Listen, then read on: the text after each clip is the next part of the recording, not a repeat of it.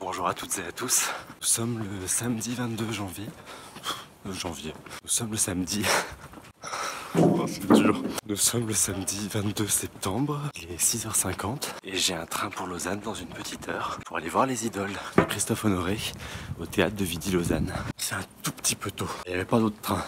À tout à l'heure.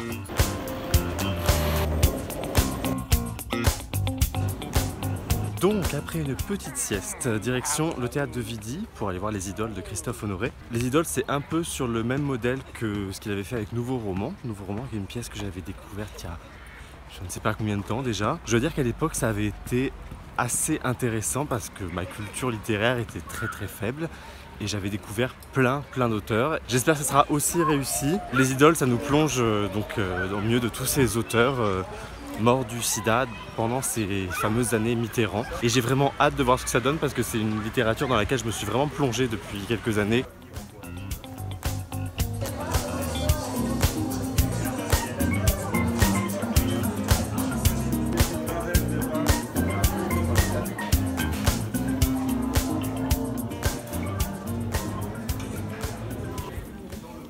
Ça commence bien déjà en lisant la note d'intention, j'ai les larmes aux yeux.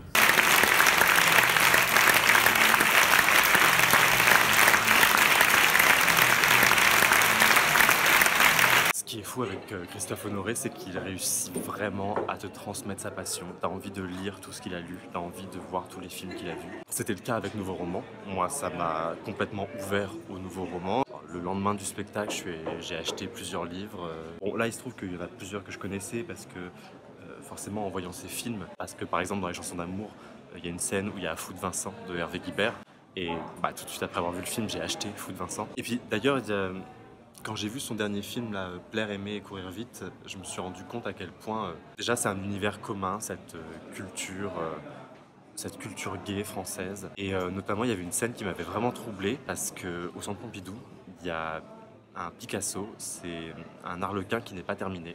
Enfin, qui n'est pas terminé. Il est comme ça et c'est un arlequin très triste, qui a très peu de couleurs, des couleurs presque pastel. Il n'y a qu'une partie qui est colorée. Et ce tableau, dans mon histoire, je suis allé le voir souvent au Centre Pompidou, quand j'avais le pass. J'y allais tous les mois, tous les 2 mois. Parfois, juste quand je passais devant le Centre Pompidou, j'allais voir l'arlequin. Et de le voir en gros plan, presque 1 minute, ça dure ce plan dans le film, ça m'avait vraiment troublé. Parce qu'en plus, c'est un tableau qui est vraiment au milieu de la collection permanente, il est dans un coin. Bref, pour ce spectacle, c'est très troublant. Il y a des moments très durs, notamment ce passage où Marina Foïs, qui joue Hervé Guibert, fait un long monologue qui est extrait de À l'ami qui ne m'a pas sauvé la vie, qui parle de Foucault, Musil, il est renommé comme ça. J'ai craqué complètement. Parlons de la scène, le dispositif.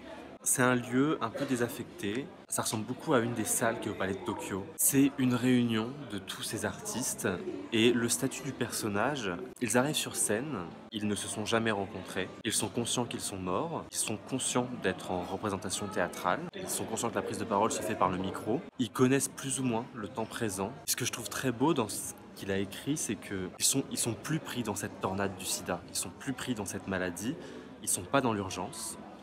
Donc ils ont beaucoup de recul. Comme nous aujourd'hui on a du recul par rapport à cette épidémie qui a été extrêmement violente d'un coup. Chacun représente une façon d'avoir géré la représentation de son homosexualité et la représentation de sa maladie dans son art. Jacques Demy qui n'a rien dit, Guibert qui a tout livré dans ses textes. Le monologue de Marina Foïs en fait il est dur parce que c'est très long et sur toute la longueur on écoute. On se met un peu en tension, sans être ému.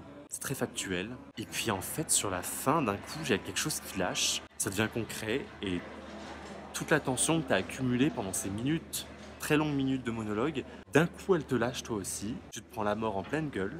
Mais c'est... Je peux pas dire à quel point ça m'a touché en fait à ce moment-là. J'ai senti mon corps en tension se relâcher d'un coup. Et puis pour parler de la mise en scène, il y a le traitement de la vidéo. C'est de la vidéo prétendument live, en fait elle ne l'est pas du tout. On part toujours d'un plan de caméra qu'on fait croire qui est réel, puisque la caméra est au bon endroit avec le personnage au bon endroit.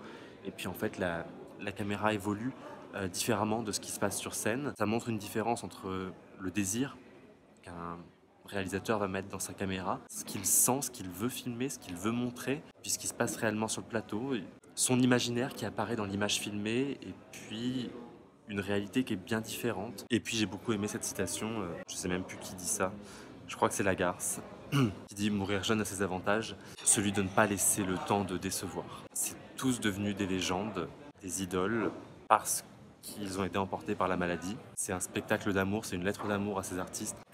C'était sublime, franchement, c'était sublime.